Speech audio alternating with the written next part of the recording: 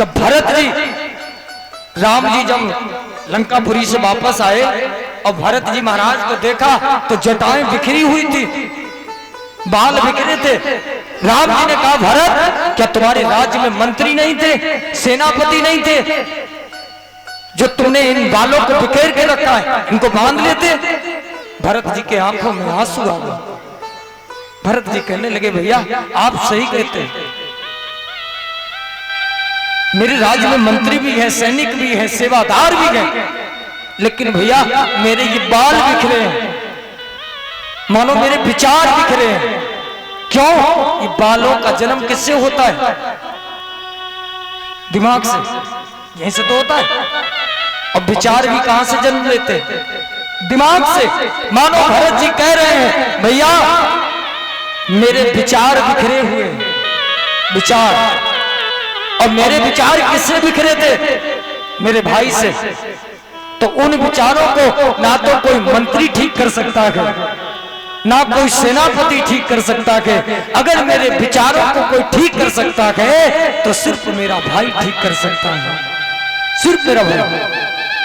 और राम जी ने भरत जी की जटाएं बनाई थी। राम जी ने भरत जी की जटाएं एकत्रित की थी। तो ये कथा संकेत करती है धुंधकारी जब प्रेत योनि में पहुंच गया तब कहने लगा भैया मेरी रक्षा करो। गोकर्ण जी ने कहा मैंने तो गया में श्राद्ध किया, मुक्ति नहीं मिली, कि मुक्ति नहीं मिल पाएगी। गोकर्ण जी कहने लगे तो अभी तुम चले जाओ और जब सुबह होगी तो हम तुम्हारे लिए कोई उपाय ढूंढेंगे। और जब प्रातः काल हुआ बड़े बुजुर्गों ने देखा गोकर्ण जी आए, सभी लोग गोकर्ण से मिलने आए। गोकर्ण जी ने रात्रि में जो हाल हुआ सारा हाल बता दिया।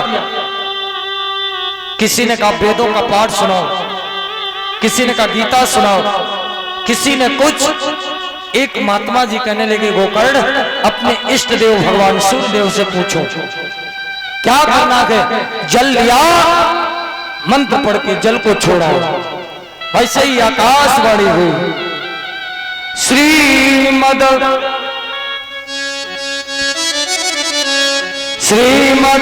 श्रीमद्भागवतान मुक्ति सप्ताहं वाचनम कुरु। गोकर्ण अगर अपने भाई की मुक्ति चाहते हो तो जाकर उन्हें भागवत की कथा सुनो। अब एक बात आप विचार करना, गोकर्ण जी को जैसे ही आकाशवाणी हुई कि भागवत की कथा सुनाओ, गोकर्ण जी तुरंत तैयार हुए, आसन बन गया, गोकर्ण जी महाराज बैठ गए, श्रोता लोग सुनने आने लगे। अब आप विचार करना, कथा कहने वाला व्यास कैसा हो। ये कथा जैसे हम आप करवाते हो तो वक्ता कैसा हो। ऐसा ना हो कि श्लोक बोल के अर्थ बताते रहे, हम यहां से श्लोक बोलते रहे और आपके समझ में ना आए तो कथा कहेगी। वक्ता ऐसा होना चाहिए श्रोता जैसे समझे उस तरीके से उतनी सरल भाषा में समझाओ। लेकिन श्रोताओं के भी नियम है। श्रोता भी तीन तरीके के होते हैं, श्रोता, सोता और सरौता, तीन तरीके के। श्रोता पहले नंबर, सुन समझ ही जन मुदित मन। कथा हो रही सुनो, उसको समझो, और जब आरती हो जाए उसके बाद में जब घर जाओ तो भगवान का नाम लेते ले हुए घर जाओ। पहले नंबर के श्रोता। और दूसरे नंबर के हैं सोता। जब तक हम कथा कह रहे, जब तक जब ढोलक बजे तब तक रामा रामा हरे हरे, और जो ढोलक बंद तो गोविंदाय नमो नमः, सो गए। ये दूसरे नंबर के। और तीसरे नंबर के सरौता, चाहे ढोलक बजे और चाहे हम चिल्लाएं, कथा में आए बैठे, इन्हें कोई मतलब नहीं। कथा सुननी चाहिए, समझें। और कथा कब हो, सुननी कैसे चाहिए। पयापानम दधिपानम घृतपानम तथैव च। पयापानम, दूध पीकर के कथा को सुनो। अब पंडित जी घर में दूध ही नहीं है तो दूध कहाँ से पिए? कोई बात नहीं, दही पाना। जब दूध नहीं तो दही कहाँ से आएगा? घृत पाना। घी देवतन के लिए नहीं पूजे हम कहाँ से खाएं? कोई बात नहीं। एक वक्तम तु भोजनम, एक बार भोजन करें और भगवान की कथा सुने। और पंडित जी इतने भूखे तो रह नहीं पाएंगे, तो चाहे जितनी बार भोजन करो करिए। भगवान ये कभी नहीं कहते कि मेरे लिए तुम भूखे रहो। बस चाहे जितनी बार भोजन करो, कथा को सुनो, लेकिन भोजन इतना करो जो आपको आलस ना आए, नींद ना आए, सात्विक भोजन करें और कथा को सुनिए। ये कथा के नियम है। गोकर्ण जी ने वही किया, आसन बनाया और कथा प्रारंभ हो गई।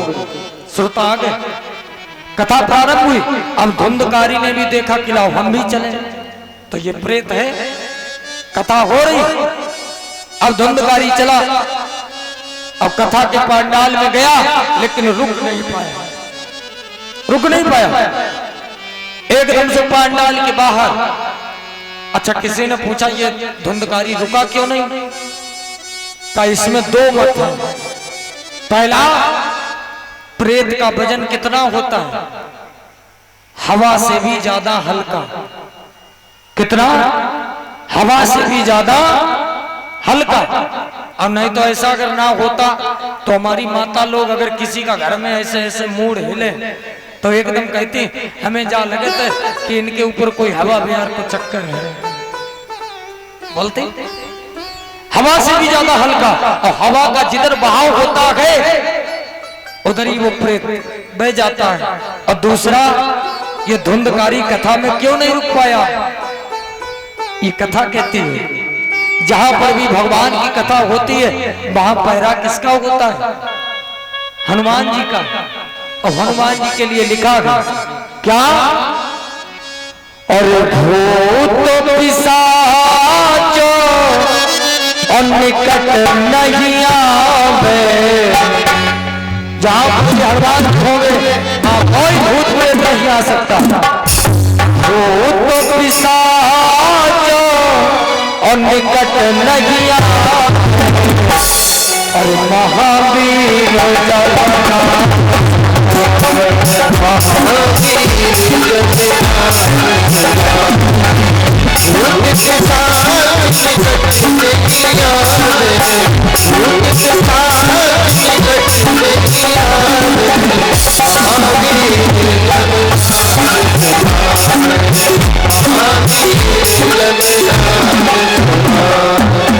जहां पर भी हनुमान जी का पहरा होता है वहां भूत प्रेत नहीं आ पाते।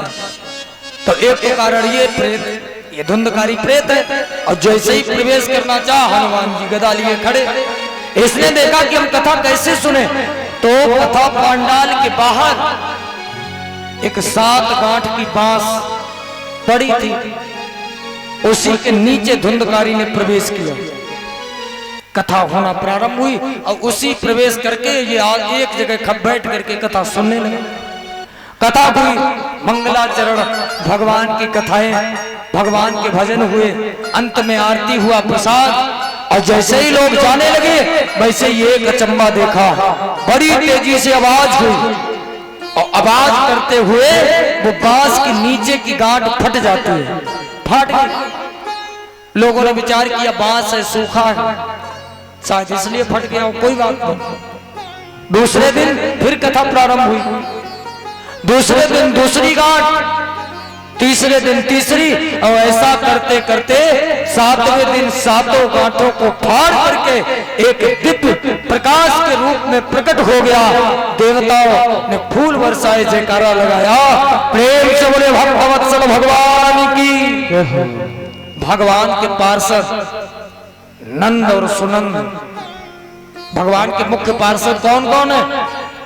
नंद और सुनंद विमान लेकर आए और ये उस विमान पर बैठ गया और चलने लगा। वहां लोग बैठे थे, इसको देखा तो मानो ये लगा हो कोई देवता जा रहा हो, इतना तेज। ये लोग प्रणाम करने लगे, गोकर्ण जी ने भी प्रणाम किया। धुंधकारी कहने लगा भैया मुझे प्रणाम मत करो, क्यों? मैं कोई देवता नहीं हूं, मैं आपका भाई धुंधकारी हूं। आपके कारण मुझे मुक्ति मिली। गोकर्ण जी महाराज ने भगवान के पार्षदों से कहा ठहरो, कथा सिर्फ धुंधकारी ने नहीं सुनी, कथा तो सबने सुनी। तो विमान सिर्फ धुंधकारी के लिए काहे को आया? विमान आता तो सबके लिए आता, धुंधकारी के लिए काहे को विमान आया? इन लोगों को या तो पीछे करो नहीं तो बात बंद कराओ। प्रेम से बोले गोविंद भगवान की। अब विमान आता तो सबके लिए आता, धुंधकारी के लिए ही क्यों आया? भगवान के पार्षद कहने लगे गोकर्ण तुमने बात बिल्कुल ठीक है, लेकिन जो जिस भाव से कथा को सुनता है भगवान उसके लिए वैसे ही काम कर रहे हैं। क्यों? रामचरितमानस में बाबा लिखते हैं जागी रही और भावना जैसी और प्रभु मूरत देखी तेने। जैसी जिसकी भावना। धुंधकारी ने एक आसन पर बैठ करके अपनी मुक्ति के लिए कथा को सुना तो इसके लिए विमान आया। किसी ने पैसे के लिए कथा सुनी तो उसका भगवान वो काम पूरा करेंगे। कोई संतान के लिए कथा सुनता है, कोई विवाह के लिए कथा को सुनता है, जो जिस भाव से कथा को सुनता है उसके लिए भगवान वो काम कर रहे हैं। गोकर्ण जी ने फिर मंच बनाया, सभी लोग बैठ गए और एक आसन पर बैठ करके सभी लोगों ने मुक्ति के लिए भगवान की कथा को सुना।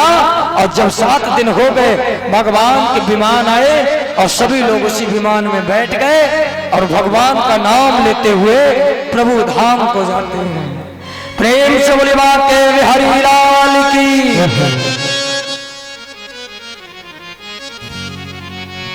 नाम भगवान का जो दिल से लिया करते हैं, ये कृपा परमात्मा की है।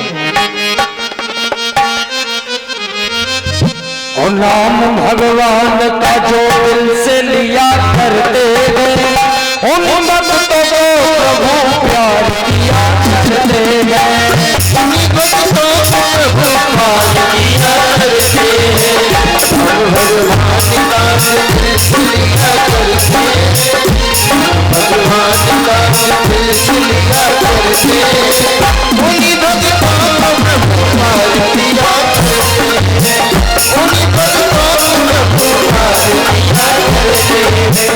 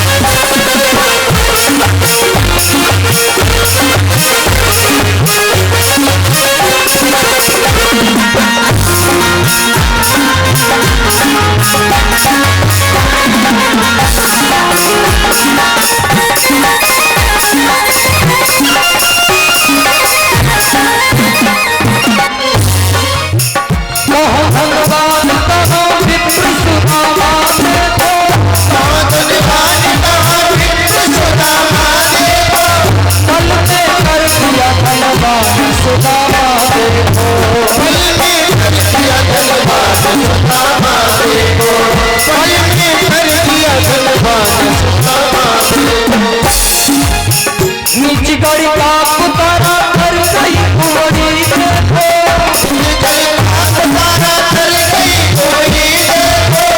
गीत को तार दिया कर गई सबरी देखो, गीत को तार दिया कर गई सबरी देखो, गीत को तार दिया कर गई सबरी देखो। दिन से दिन को दिन से दिन को भी तार दिया करते हैं। उन भक्तों को